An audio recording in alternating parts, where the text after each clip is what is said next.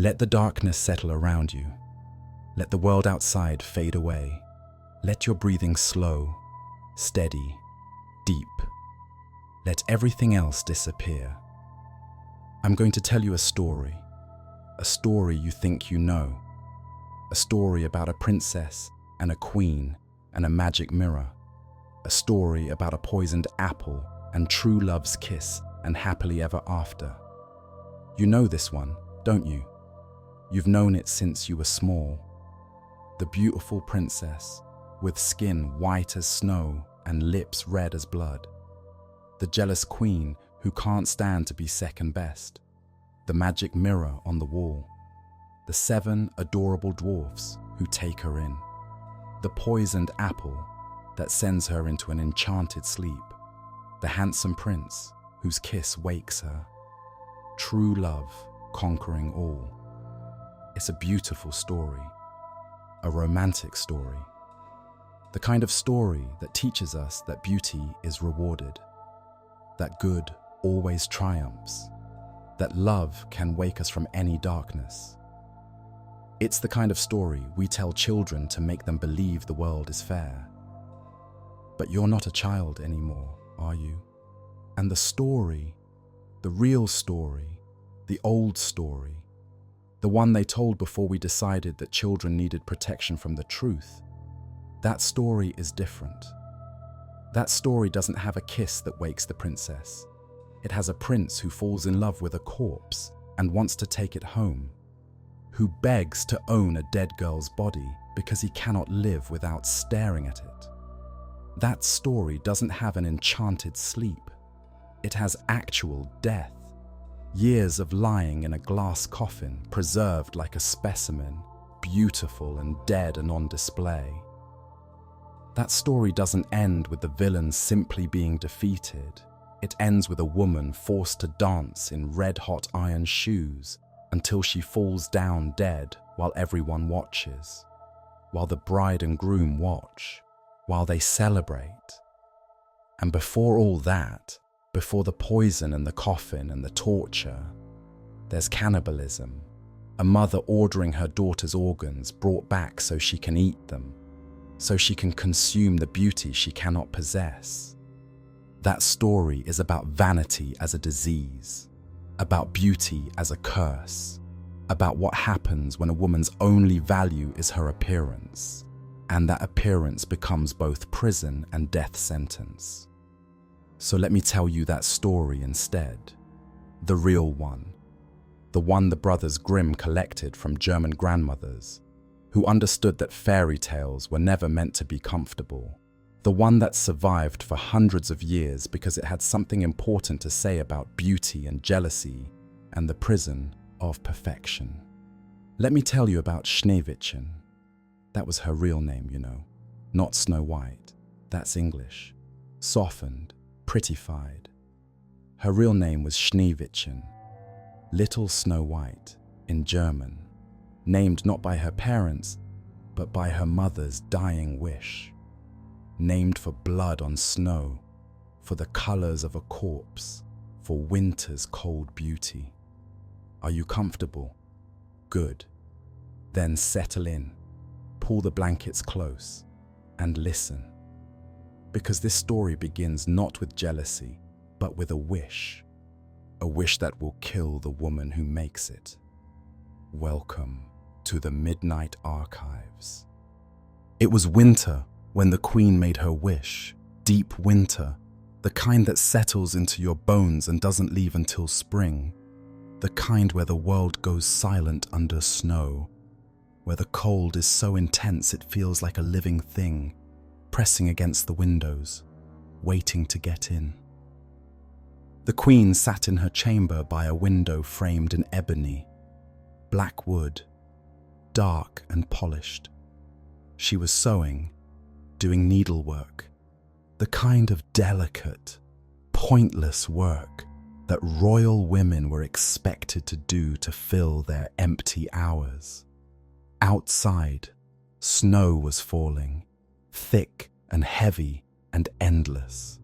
The world was white and black, snow and bare trees and nothing else. The queen was watching the snow fall, her mind wandering, when she pricked her finger on her needle. 3 drops of blood fell, red against white, crimson against snow, life against death. The blood landed on the snow that had accumulated on the ebony window frame. 3 perfect drops, red and white and black, all together, beautiful in the way that wounds are sometimes beautiful, startling, pure. The queen stared at those 3 drops of blood and felt something stir inside her, a longing, a desire so intense it was almost painful. "I wish," she whispered to the empty room, to the falling snow, to whatever forces listen to the wishes of desperate women. "I wish for a child, a daughter with skin as white as snow, lips as red as blood, and hair as black as ebony." The wish hung in the cold air like visible breath. And like all wishes made in fairy tales, it was granted. 9 months later, the queen gave birth to a daughter. A perfect daughter, skin white as snow, lips red as blood, hair black as ebony. They named her Schneewittchen, Little Snow White. And then the queen died. That's how it always works in these stories, isn't it? The good mother dies. She has to die. Because the story needs a stepmother, and stepmothers in fairy tales are never kind. But think about it. The queen made a wish for a daughter with specific features, not for a healthy child, not for a happy child, but for a beautiful child, for a child who looked a certain way, for a child who would be defined entirely by her appearance. And the queen got her wish. But wishes in fairy tales always come with a price. The price was her life.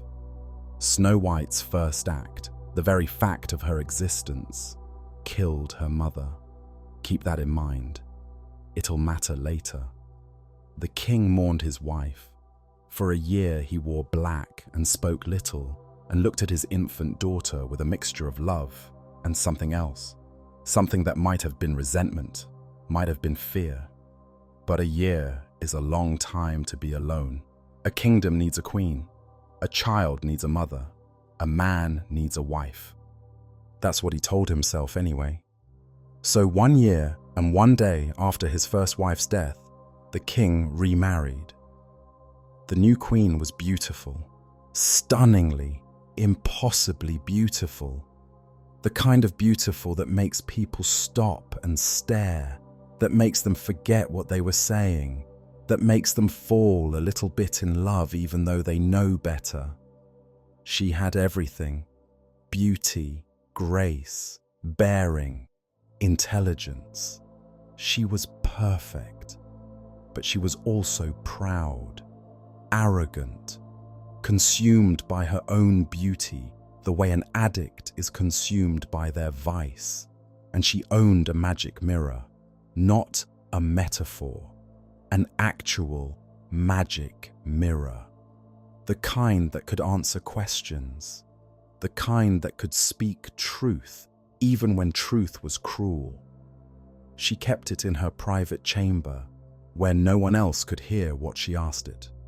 And every morning, every single morning, she would stand before it and say, "Mirror, mirror on the wall, who in this land is fairest of all?" And every morning the mirror would answer, "You, my queen, are fairest of all."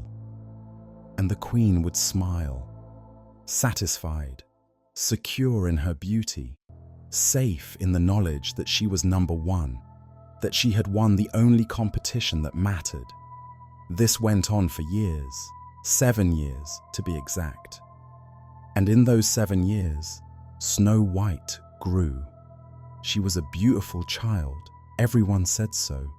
White skin, red lips, black hair, exactly as her mother had wished. But she was still a child, still innocent, still safe in the way that children are safe, unaware that beauty can be a weapon, that appearance can be a curse. Until the day she turned 7. 7 is significant in fairy tales. It's the age of awakening, the age when children start to become people, when potential becomes visible. On Snow White's 7th birthday, the Queen stood before her mirror and asked her daily question. Mirror, mirror on the wall, who in this land is fairest of all? The mirror paused. For the first time in 7 years, it hesitated, and then it answered, "You, my queen, are fair. It is true. But Snow White is 1,000 times fairer than you." The queen's face went white, then red, then white again. She felt something break inside her chest, something that had been holding her together, giving her identity, making her matter. She was no longer the fairest. A child, a 7-year-old child, was more beautiful than she was. It was the worst thing anyone had ever said to her, worse than any insult, worse than any wound, because her beauty was all she had, all she was. Without it, she was nothing.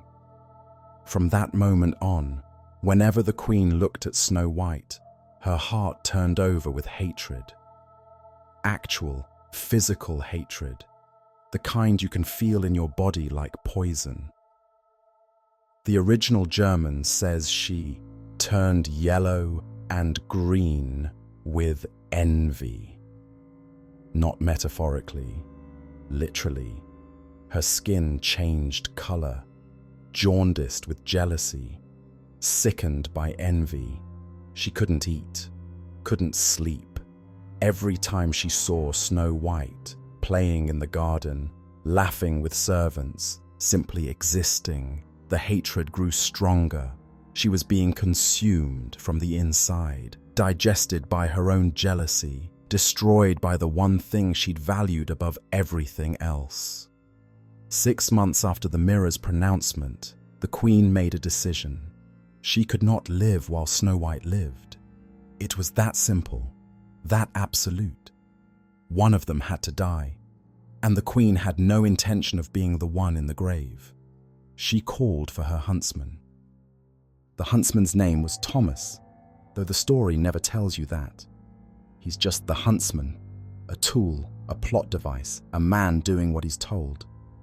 But he was a real person, a good man by most accounts, loyal to the king, skilled with a bow and a blade, a man who provided meat for the royal household, who tracked deer through the forest, who understood the woods and the creatures in them, a man who was about to be asked to murder a child.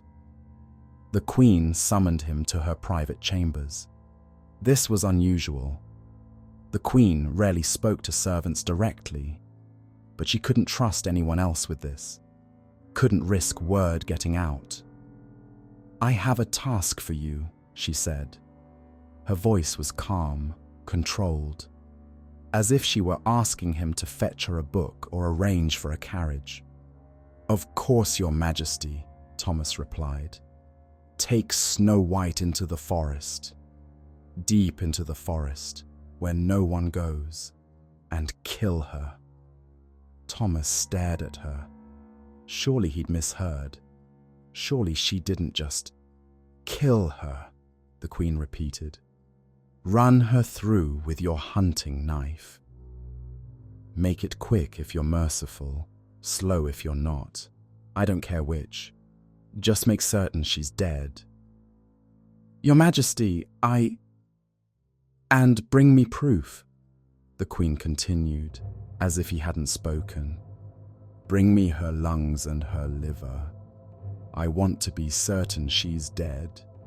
I want to see them, Thomas felt sick. You want me to cut out her organs? Yes. The Queen's eyes were cold, glittering, utterly mad. Bring them to me. I'll have the cook prepare them. I want to eat them. The words hung in the air. Monstrous, unthinkable.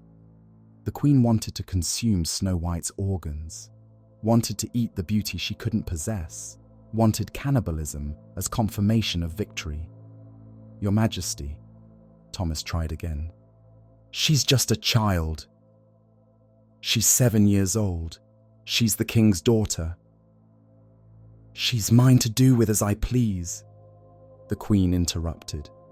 And I please to have her dead. If you refuse, I'll find someone else. Someone less squeamish. Someone who understands that disobedience has consequences. The threat was clear.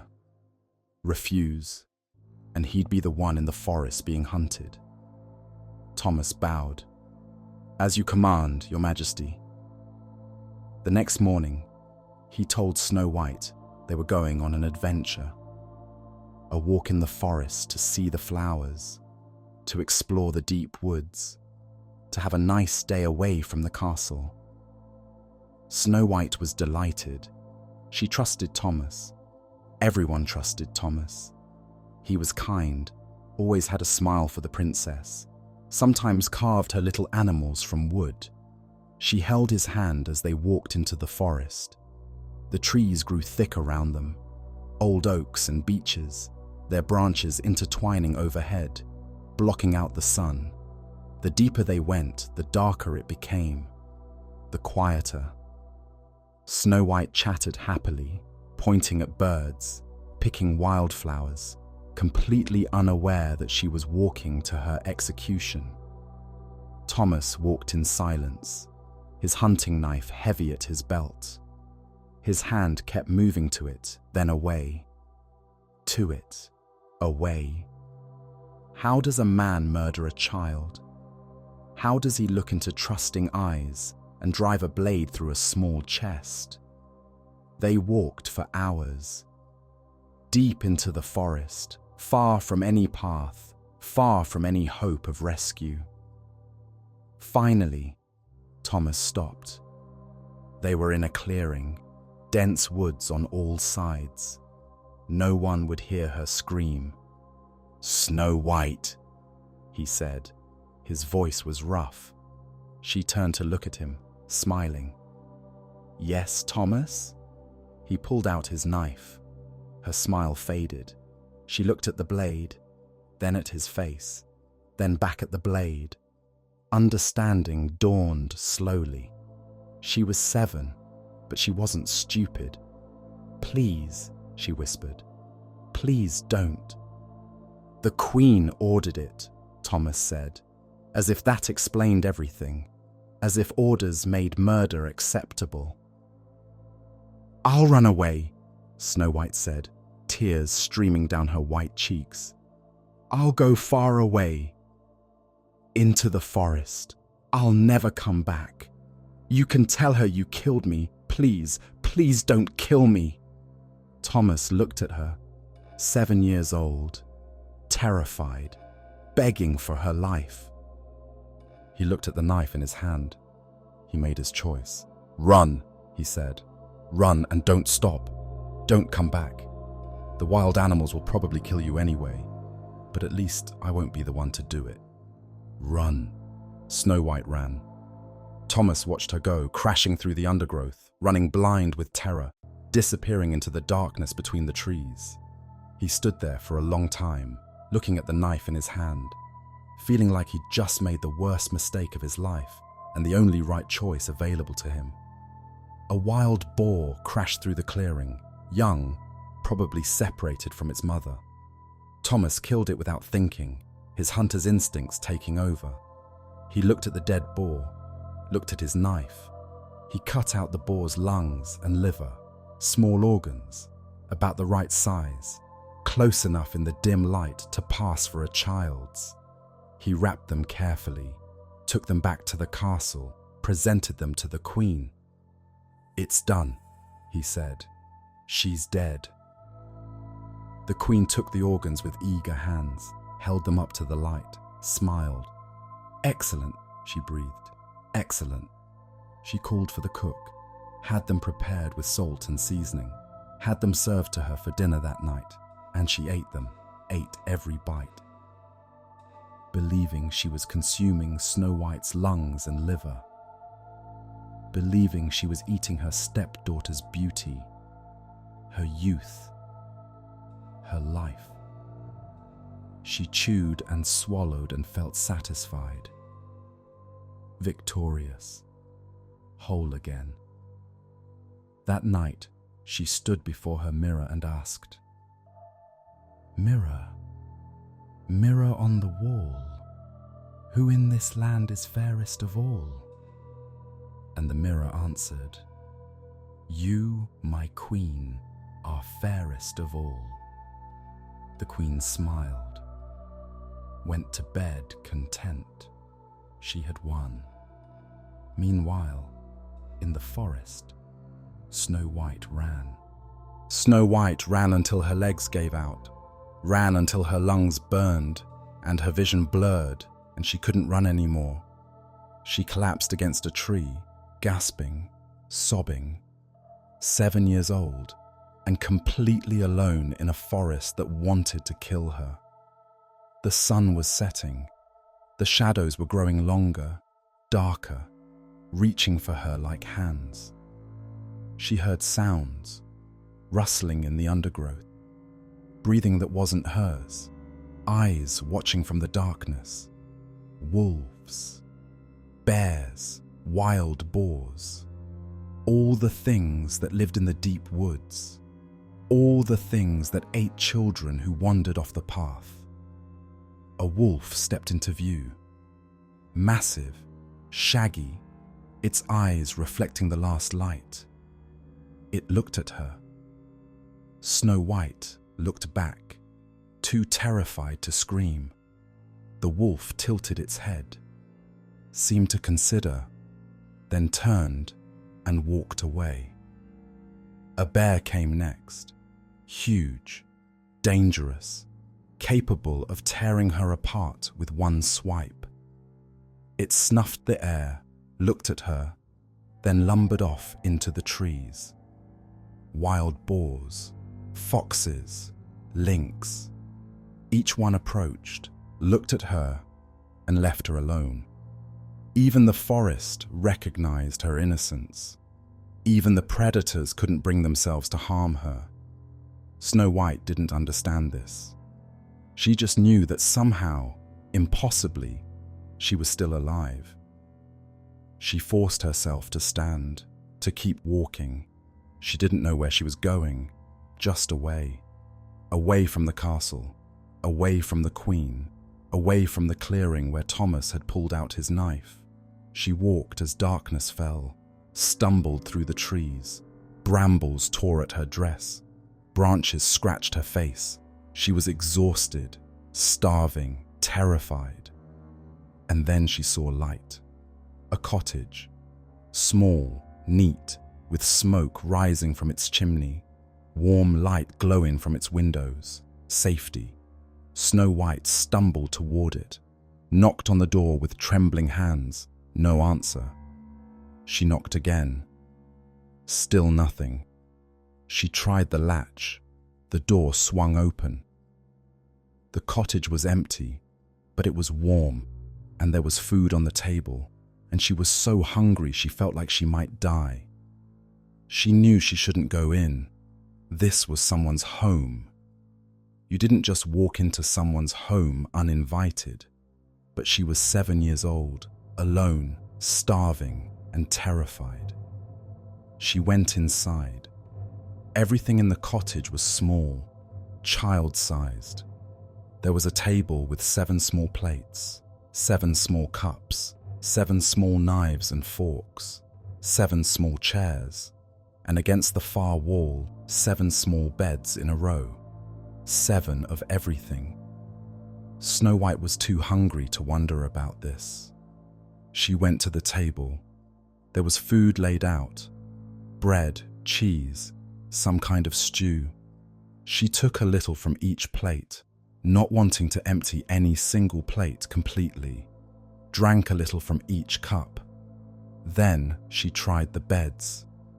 The first was too hard. The second, too soft.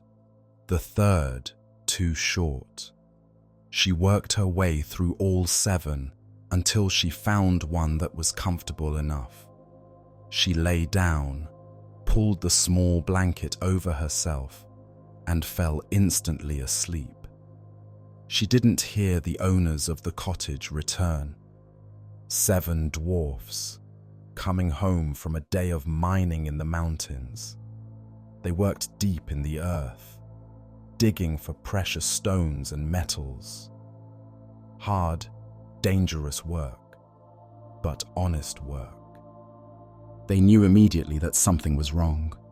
The door was unlatched. There was light inside. Someone had been in their house.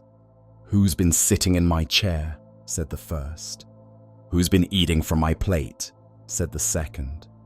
"Who's been drinking from my cup?" said the third. They went through the cottage, checking everything, their alarm growing. Someone had been here.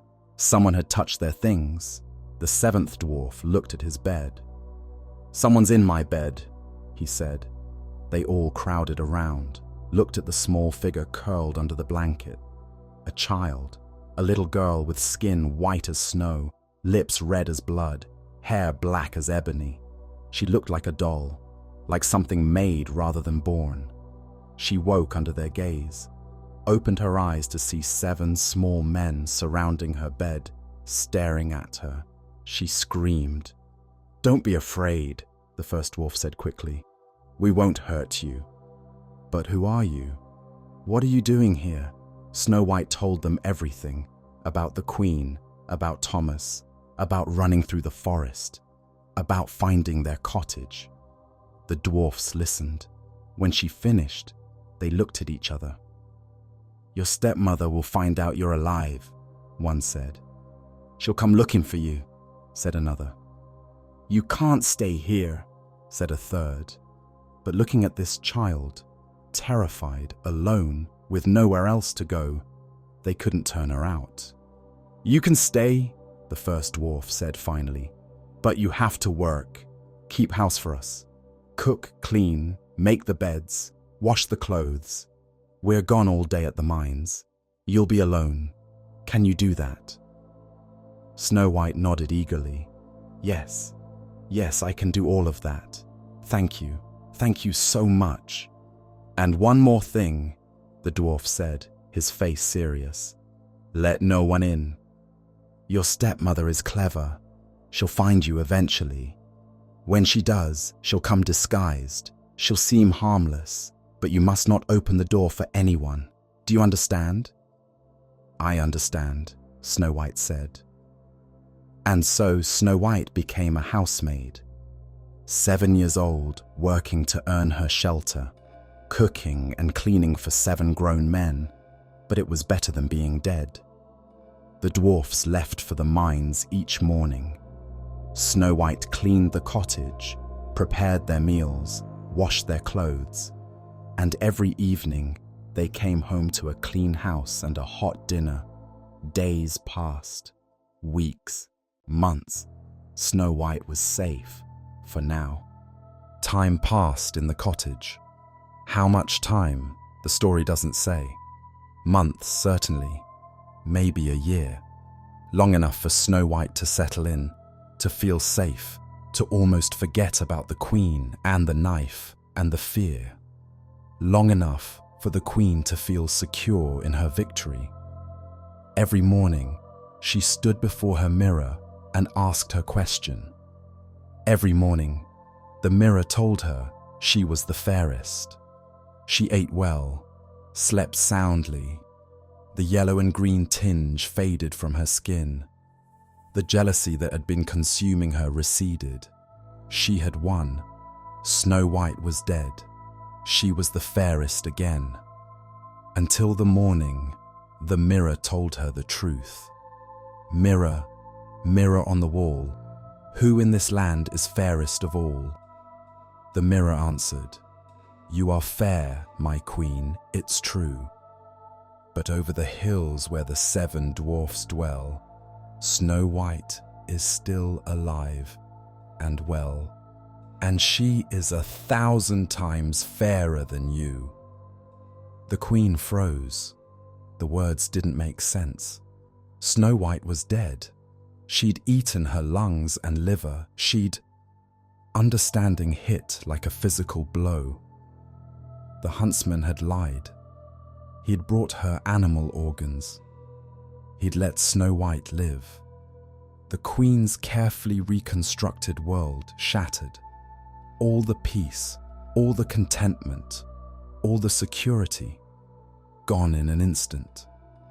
The jealousy came roaring back, worse than before, because she'd thought it was over, thought she'd won, and now she had to face the fact that her rival still lived. She screamed, tore at her hair, smashed things in her chamber. The servants outside the door heard the destruction and wisely stayed away. When the rage finally burned itself out, the queen stood among the wreckage and made a decision. If you want something done right, you have to do it yourself. She would kill Snow White personally. No more delegating, no more trusting others. She would do it, and she would make certain this time. The queen went to her secret chamber, the place where she practiced darker arts, where she kept the things she didn't want anyone to see.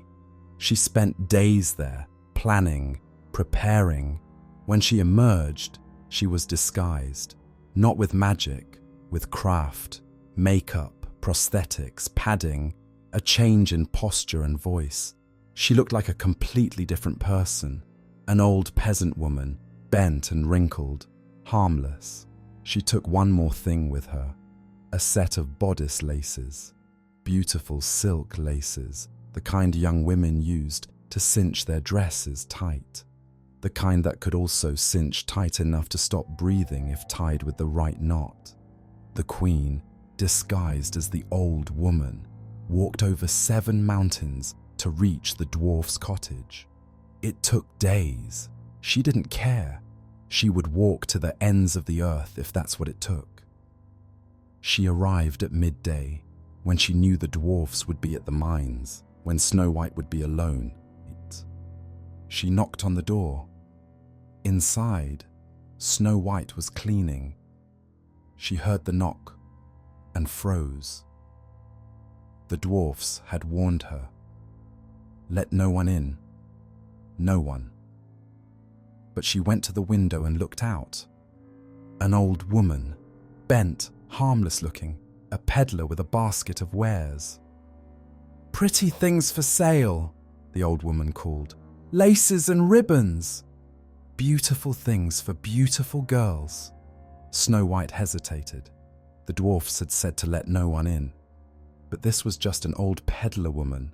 What harm could she do? "I can't let you in," Snow White called through the window. "I'm sorry." "Oh, you don't need to let me in, dear," the old woman said. "Just come look at my wares. See how pretty they are. You don't have to buy anything, just look." Snow White was young, bored from days of cleaning, curious about the pretty things in the basket. She opened the door, just a crack, just to look. The old woman smiled. "Oh, what a pretty girl you are.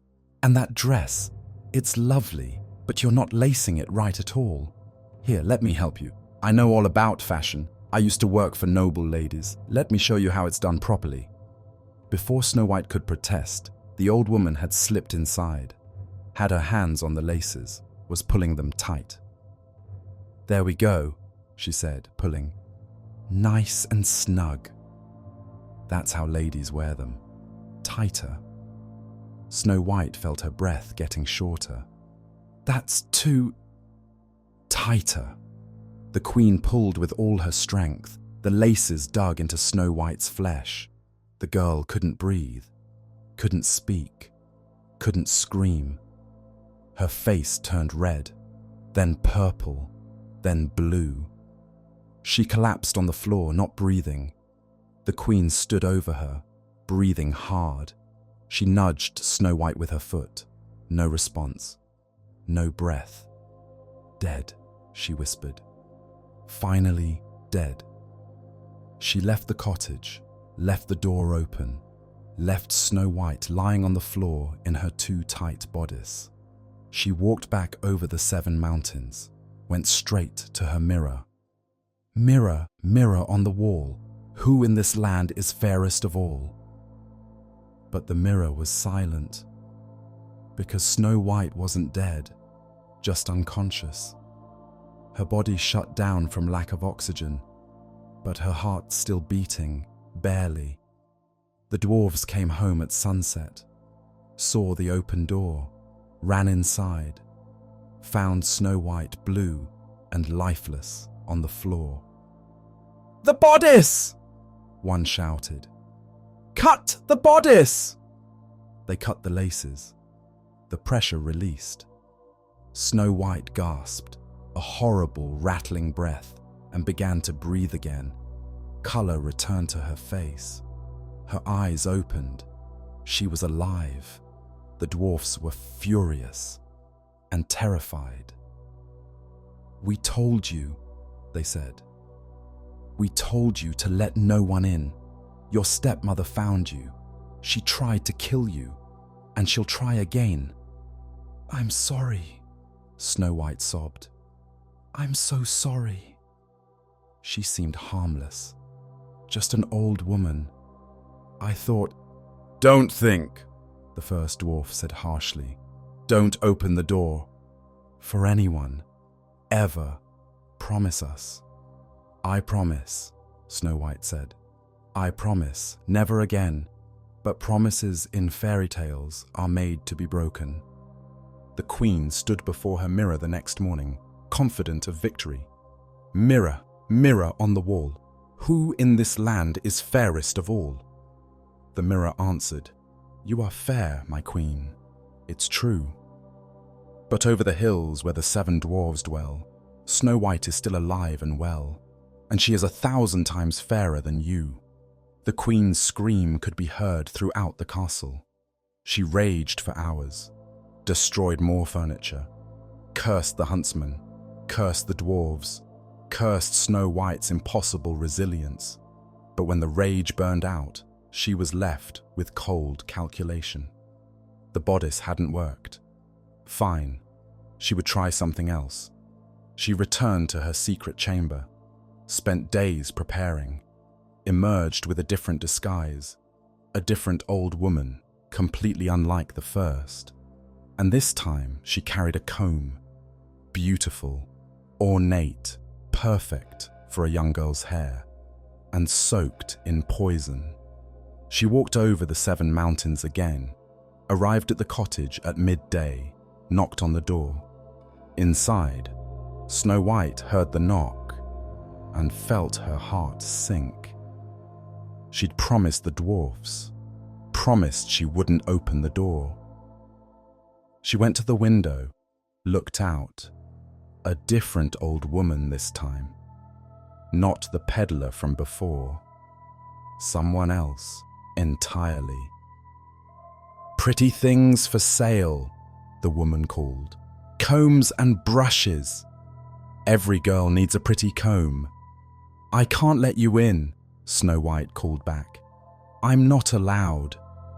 "Oh, you don't have to let me in," the woman said. "Just come to the window, let me show you. Look how pretty this comb is." She held up the comb. It caught the light, gleaming. It was beautiful. Snow White felt herself weakening. The dwarfs had said not to let anyone in. They hadn't said anything about looking through the window. "It's very pretty," she said. "Here," the old woman said. "Take it. No charge. A gift for a pretty girl. Every young lady needs a nice comb." She held the comb up to the window. Snow White shouldn't have taken it. Should have closed the shutters, gone back inside, waited for the dwarfs. But she was young, and it was beautiful. And surely just taking a comb through the window wasn't the same as letting someone in. She opened the window, reached out, took the comb. "Oh, but your hair is all tangled," the old woman said. "Here, let me help you. I'll comb it for you. Just lean out a bit." Snow White shouldn't have leaned out, but the old woman seemed so harmless, so kind. She leaned out the window. The old woman reached up with the poisoned comb and ran it through Snow White's hair. The poison acted instantly. Snow White's eyes rolled back. She collapsed half out the window, her body going limp. The queen let her fall, watched her drop to the ground below the window, motionless. "Dead," she whispered again. Finally dead. She walked back over the 7 mountains, went to her mirror, but again, the mirror was silent. Because again, Snow White wasn't dead. The poison had only knocked her unconscious. The dwarfs came home, found her collapsed by the window, saw the comb in her hair. "The comb!" one shouted. "It's poisoned!" They pulled it out. The poison stopped spreading. Snow White gasped and woke. This time, the dwarfs didn't yell. They were too frightened. "She'll keep trying," one said quietly. "She'll keep coming. Different disguises, different methods, but she won't stop." "Then we have to be more careful," Snow White said. "I won't even go to the window next time. I'll stay away from the door completely. She can't get to me if I don't go near the door." The dwarfs looked doubtful, but nodded. What else could they do? They couldn't stay home all day to guard her. They had to work. "Please," the first dwarf said, "please, no matter what you hear, no matter what anyone says, don't go to the door, don't go to the windows, stay inside, stay safe." "I will," Snow White promised. "I will." But the queen was already preparing for the 3rd attempt, and this time she would use something Snow White couldn't refuse. The queen stood before her mirror and heard once again that Snow White still lived. This time she didn't rage, didn't scream, didn't break anything. She just smiled. A cold, terrible smile. "I see," she said softly. "I see." She went to her secret chamber and stayed there for 3 days and 3 nights. When she emerged, she was carrying an apple. It was the most beautiful apple you could imagine. Red and white, perfectly formed, so lustrous it seemed to glow. The kind of apple that makes your mouth water just looking at it. Half of it was poisoned. The red half. The poison was the most lethal she could make. 1 bite would kill instantly. But the white half was clean, untouched, safe to eat. The queen had learned from her mistakes. This time, she would give Snow White no choice but to trust her. She disguised herself again. A 3rd disguise, completely different from the others. A simple farmer's wife this time, plump and cheerful. She walked over the 7 mountains, carrying a basket of apples, the poisoned one hidden among ordinary ones. She arrived at midday, knocked on the door. Inside, Snow White heard the knock and didn't move. She'd promised. This time, she would keep her promise. The old woman, the queen in disguise, knocked again. "Apples for sale!" Fresh apples. "Anyone home?" Silence. The queen smiled. Good. The girl had learned caution, but she'd planned for this. "Oh well," she called out.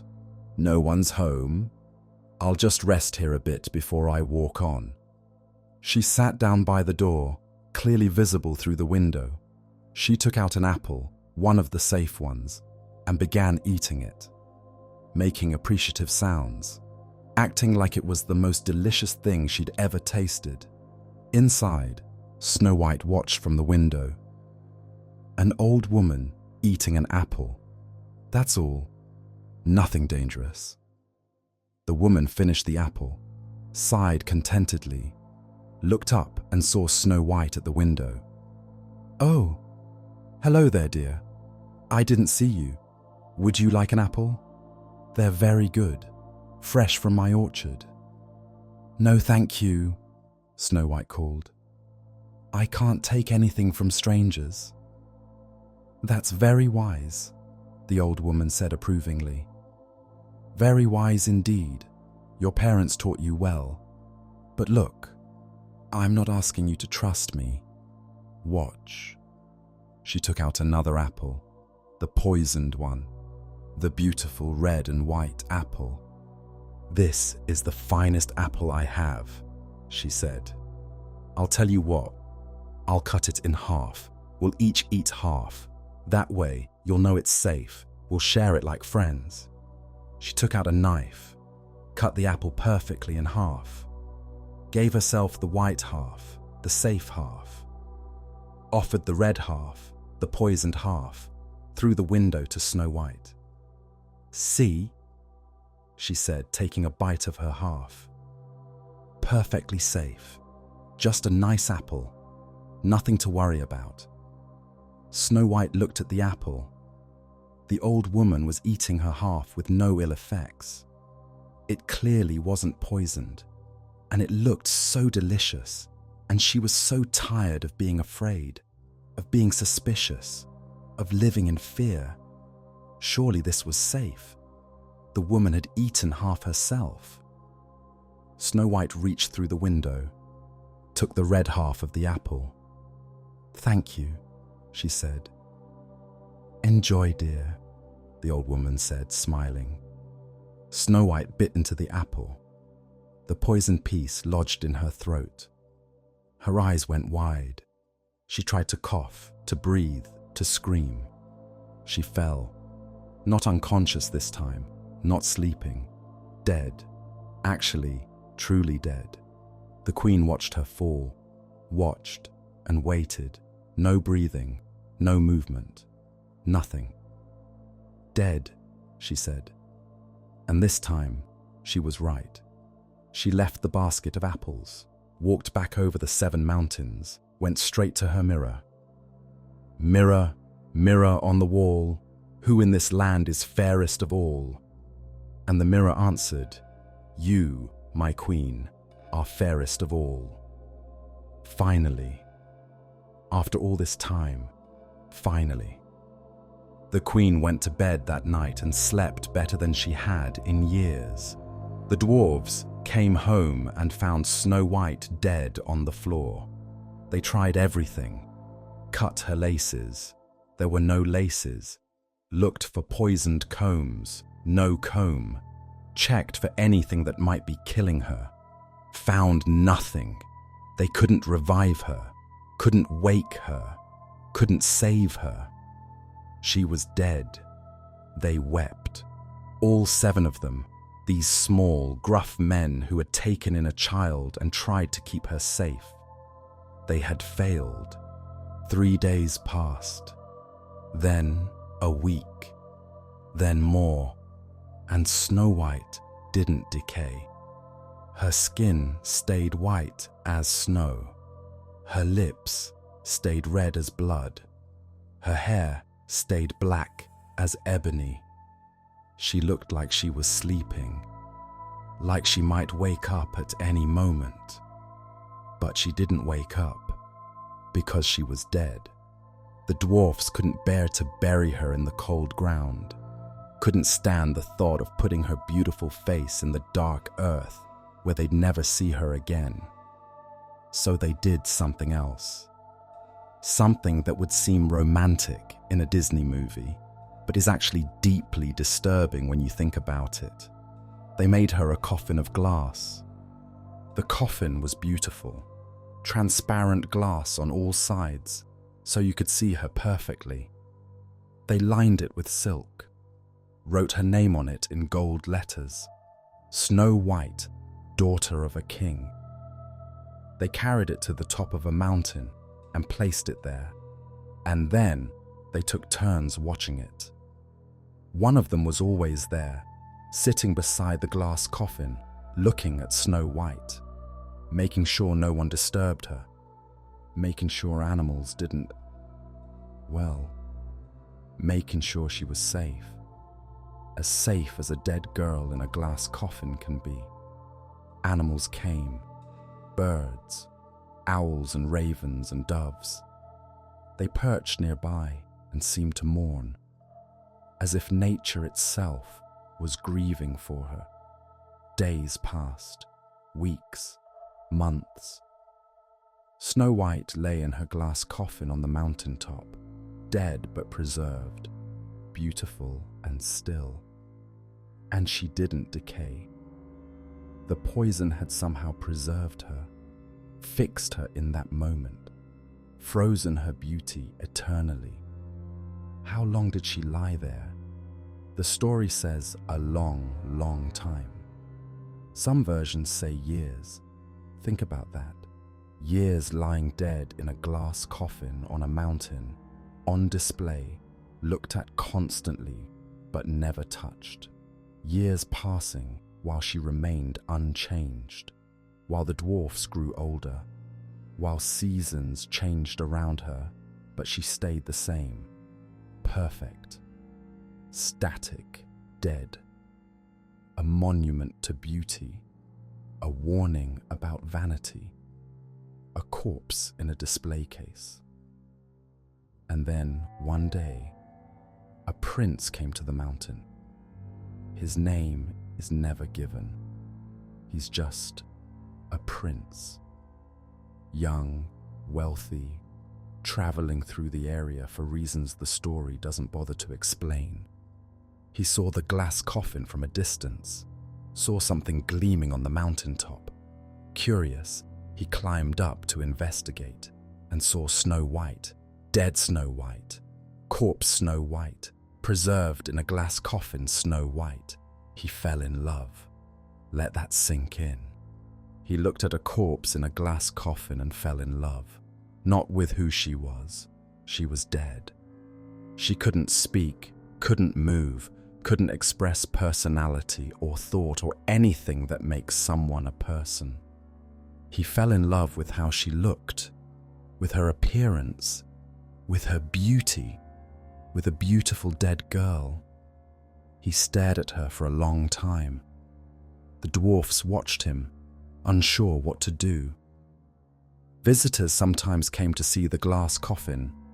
It had become something of a local legend, but they usually looked and left. This prince didn't leave.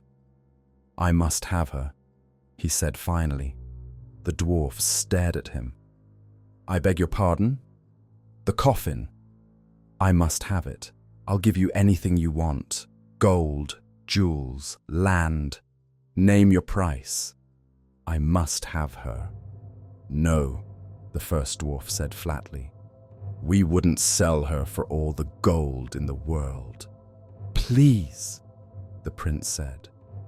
And there was something desperate in his voice, something feverish. "Please, I cannot live without her. I need to look at her. I need to take her with me. I'll honor her. I'll treasure her. Please."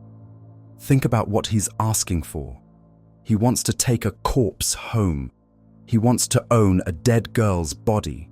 He wants to keep her in his castle so he can stare at her whenever he wants. The dwarfs looked at each other. This was insane. This was wrong. But the prince was begging. He looked like he might actually die if they refused him. He was that obsessed, that consumed. Finally, out of pity, or maybe just to get him to leave, they agreed. "Take her," the first dwarf said, "but treat her with honor. She was good and kind. Treat her as she deserves." "I will," the prince swore. "I will treasure her above everything." He called his servants, had them lift the glass coffin. They began carrying it down the mountain. This is where different versions of the story diverge. In some versions, they're carrying the coffin when one of the servants stumbles. The coffin jolts. The piece of poisoned apple dislodges from Snow White's throat. She coughs it up and wakes. In other versions, the servants get tired of carrying this heavy coffin and get angry. One of them opens the coffin and hits Snow White on the back in frustration. The apple piece flies out. She wakes, but the result is the same. Snow White sits up in the coffin, opens her eyes, alive. Imagine that moment. You've been dead, or something like death, for years. You have no memory of time passing. Last thing you remember, you bit into an apple, and now you're in a glass coffin, being carried by strangers, surrounded by people you've never seen before. "Where am I?" Snow White asks. The prince is overjoyed. His corpse is alive. His beautiful, perfect, silent corpse can speak. "You're with me," he says. "You're safe. Come with me to my father's castle. Be my bride." Snow White has just woken from death. She's disoriented, confused, frightened. She has no idea how long she's been in the coffin, doesn't know where the dwarfs are, doesn't know anything. And this strange man is asking her to marry him. "Yes," she says. Because what choice does she have? The dwarfs are gone. She can't go back to their cottage, can't go home to the castle where her stepmother wants her dead. She's been asleep for years. Everyone she knew is older. The world has moved on without her. So she says yes to the prince who fell in love with her corpse. And preparations begin for a royal wedding. Invitations were sent to all the great people in the land. Kings, queens, nobles, important merchants. Everyone who was anyone would be at the prince's wedding, including, of course, Snow White's stepmother. The queen received her invitation and smiled. A royal wedding, a perfect opportunity to see and be seen, to show off her beauty, to prove once again that she was the fairest. The morning of the wedding, she dressed in her finest gown, adorned herself with jewels, made herself as beautiful as possible. Then she stood before her mirror one last time. "Mirror, mirror on the wall, who in this land is fairest of all?" The mirror answered, "You are fair, my queen. It's true. But the young queen is 1,000 times fairer than you." The queen froze. "Young queen? What young queen?" "There is no young queen," she said to the mirror. "The prince's bride," the mirror replied. "She who was Snow White. She is the fairest." The queen's blood turned to ice. Snow White, alive, about to be married, about to become a queen. All of it, all the murder attempts, all the poison, all the years of hatred for nothing. The queen could have stayed home, could have refused to go, could have fled the kingdom entirely, but she had to see, had to know for certain. She went to the wedding. The palace was magnificent, decorated with flowers and banners, filled with people in their finest clothes. Music played, servants carried trays of food and wine. The queen entered the great hall and saw her, Snow White, alive, beautiful, wearing a wedding gown, standing beside the prince, skin white as snow, lips red as blood, hair black as ebony, the fairest in all the land. Snow White saw her stepmother. Their eyes met across the crowded hall. Recognition, understanding, horror. The queen tried to run, but the prince's guards were already there, blocking the doors. They had been waiting for her. They knew who she was, knew what she'd done. "Welcome, Your Majesty," the prince said. His voice was cold. "We've been expecting you. We've prepared something special for your arrival." Two guards brought out a pair of shoes, iron shoes. They'd been sitting in a fire. They were glowing red hot. "No," the queen whispered. "No, please." They forced the shoes onto her feet. The smell of burning flesh filled the hall. The queen screamed, a terrible, agonized scream that echoed off the stone walls. And then they made her dance. Not metaphorically, not symbolically. They actually made her dance. In the red hot iron shoes, while her feet burned, while the flesh cooked, while the pain consumed everything. She danced and screamed and begged, but they didn't stop her. The wedding guests watched. Snow White watched. The prince watched. They all watched the queen dance in her burning shoes. How long did she dance? The story doesn't say. Long enough. Long enough for the pain to become everything. Long enough for her feet to be destroyed. Long enough for her body to give out. She collapsed finally, fell to the floor, dead, murdered, tortured to death. At her stepdaughter's wedding, in front of hundreds of witnesses, while the bride and groom watched. And then, the wedding celebration continued. They removed the queen's body, cleaned up the blood, opened the windows to air out the smell of burned flesh, and they feasted and danced and celebrated the royal marriage. Snow White and her prince lived happily ever after. That's where the story ends. Happily ever after. Let's talk about what this story actually means, because it's not about true love. It's not about good triumphing over evil.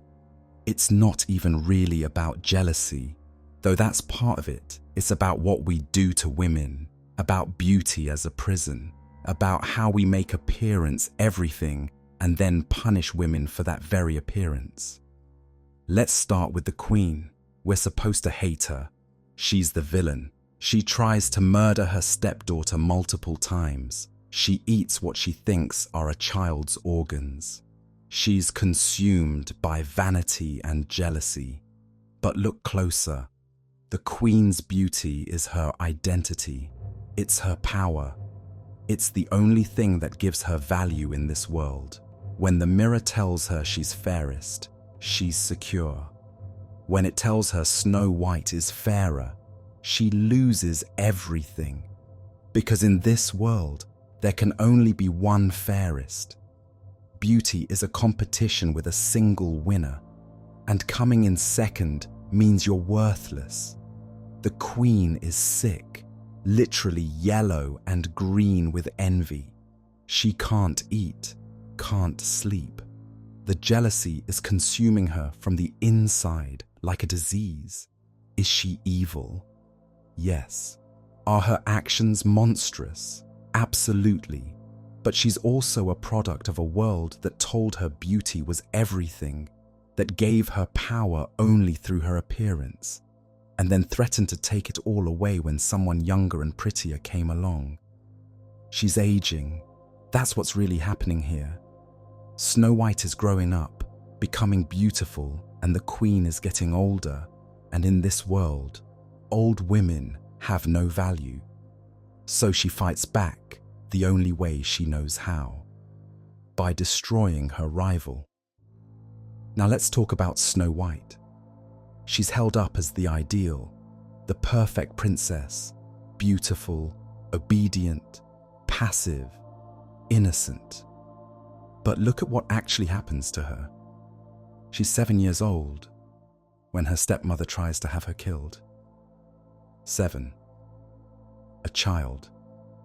Her beauty, the beauty her birth mother wished for, becomes a death sentence. She escapes into the forest, is taken in by 7 men who make her their housekeeper. A child doing all the cooking and cleaning for 7 adults. She's nearly killed 3 times by her stepmother. Each time she's saved not by her own actions, but by the dwarves or by accident. She does nothing. She's completely passive. Things happen to her. She doesn't make choices, doesn't fight back, doesn't save herself. And then she dies, actually dies, and lies in a glass coffin for years. Think about that image. A beautiful dead girl in a glass coffin, on display, looked at constantly, perfect because she's unchanging, perfect because she's silent, perfect because she's dead. That's the ideal woman according to this story. Beautiful, passive, silent, dead. And then a prince falls in love with her corpse. He doesn't know her personality. She's dead. She has no personality to know. He falls in love with how she looks, with her appearance, with the beautiful object in the glass case. He wants to own her, take her home, keep her so he can look at her whenever he wants. That's not love. That's objectification. That's fetishism. That's necrophilia. And when she wakes up and he asks her to marry him, she says yes. Because what choice does she have? She's been dead for years. She has nowhere to go, no one to turn to. So she marries a man who fell in love with her corpse. And we call this happily ever after. Now let's talk about the torture. The red-hot iron shoes, the forced dancing, the public execution. We're supposed to cheer for this. The villain getting what she deserves. Justice being served. But is it justice? Or is it revenge? The queen tried to kill Snow White. That's true. She's guilty of attempted murder multiple times, and eventually of actual murder. But Snow White is alive now. The danger is over. The queen is defeated simply by Snow White's survival and marriage. They could imprison her, exile her, execute her quickly and cleanly. Instead, they torture her, burn her feet, make her dance until she dies in agony while everyone watches. And they do this at a wedding, at a celebration. They torture someone to death and then go back to feasting. What does that say about our heroes? The prince who fell in love with a corpse, Snow White who watches her stepmother be tortured without protest. All the wedding guests who witness this cruelty and then continue celebrating. Are these good people, or are they just people who won? Let's talk about beauty. Both women in this story are defined entirely by their appearance. The queen's power comes from being fairest. Snow White's value comes from being fairest. Neither of them has any identity beyond beauty. The queen is obsessed with the mirror's judgment, with external validation, with society's measure of her worth. And Snow White, she's passive, silent. She has no personality we can see. She's just beautiful. That's all she is. Beauty is a curse for both of them. It drives the queen mad. It nearly gets Snow White killed multiple times, and even her happy ending comes from a man who wanted her as an object, not as a person. The story is teaching us that women are in competition, that beauty is the only thing that matters, that being fairest means everything. But it's also showing us what that does to women, how it destroys the queen, how it turns Snow White into a passive victim, how it makes both of them less than human. Let's talk about mothers. Snow White's birth mother dies giving her life. Her dying act is to create beauty, to wish for a child with specific aesthetic qualities, not health, not happiness, not intelligence or kindness or strength, just beauty. And that wish, that focus on appearance over everything else, kills her. The stepmother is the evil mother, but what if we looked at her as the aging mother, the one who's losing her looks, her power, her value, the one who sees her daughter growing up and knows what that means, that she's becoming obsolete? We see this dynamic all the time in real life. Mothers and daughters competing, mothers who see their daughters' youth as a threat, daughters who can't wait to surpass their mothers.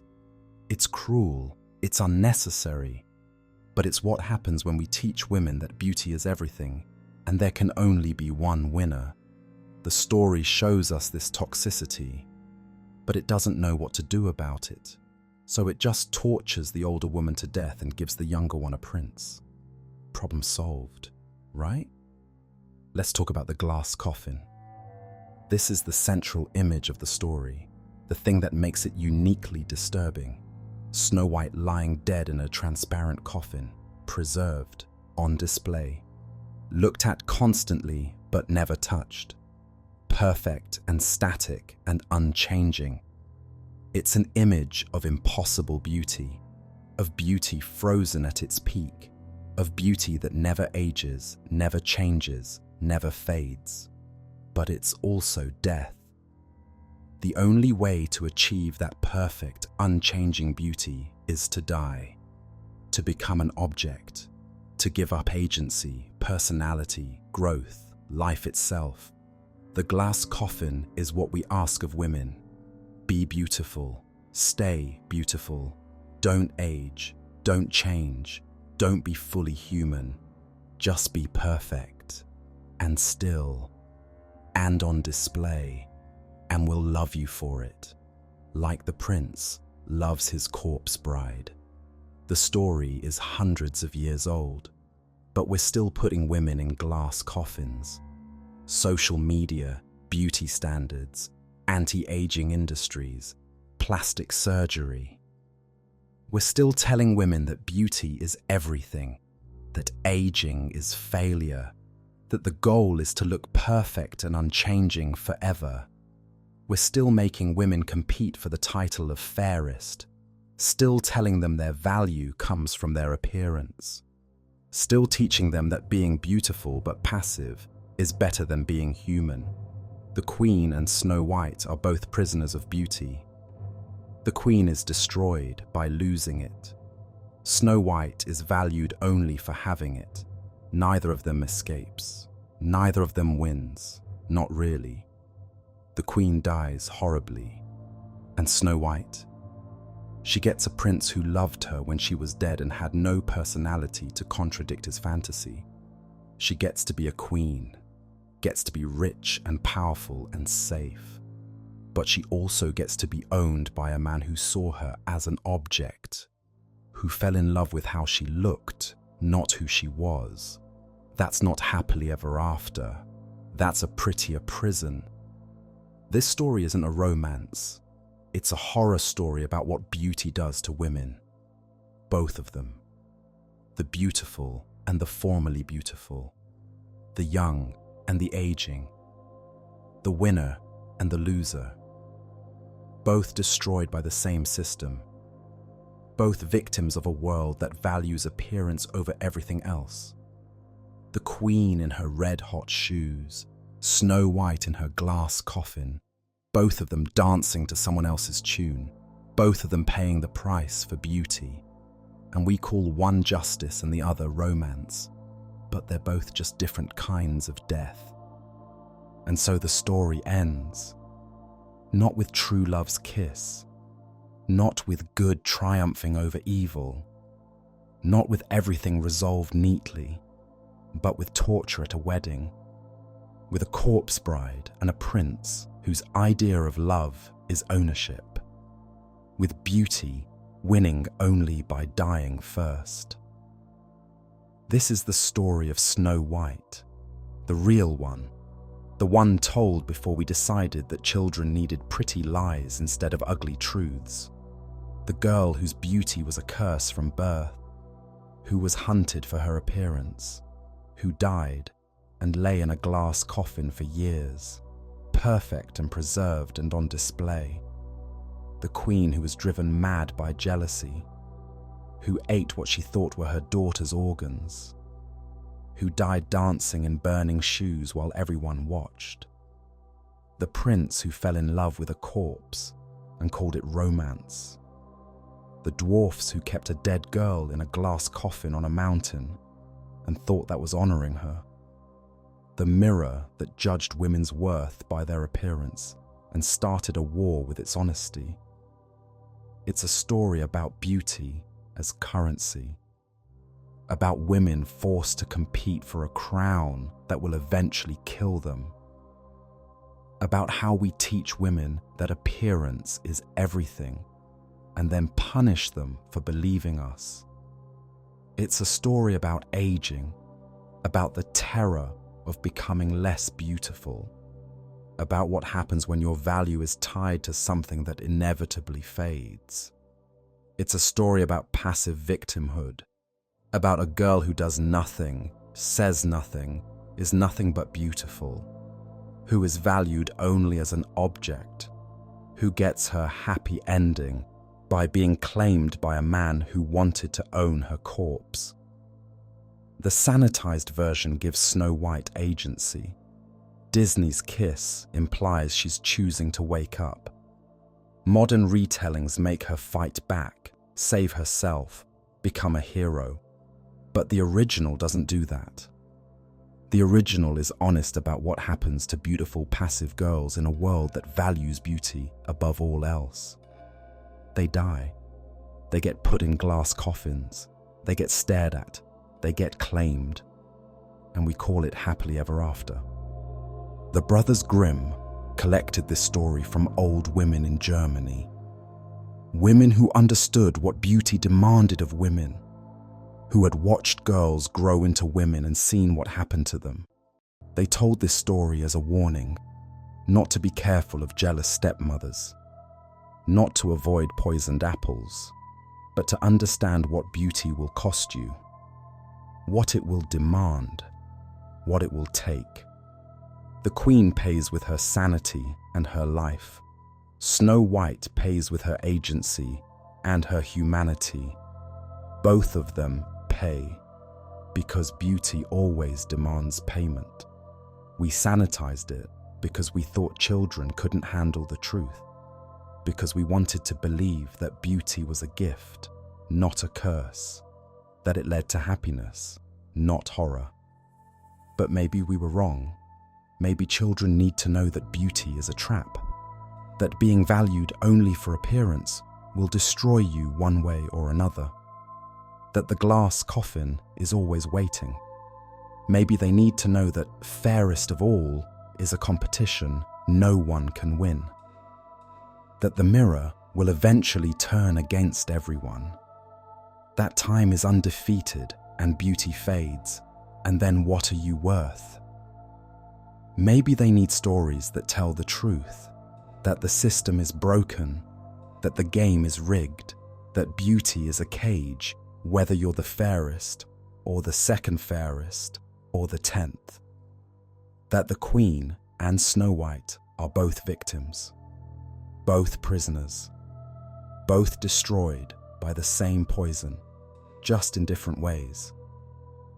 Or maybe not. Maybe children should have their innocence. Their belief that beauty is good and evil gets punished and love conquers all. I don't know. But I know this. The story I just told you is older than the sanitized version. It survived for hundreds of years because people needed to hear it. Because there are still queens going mad with jealousy over younger women. Still Snow White's being valued only for appearance. Still princes who love the idea of women more than actual women.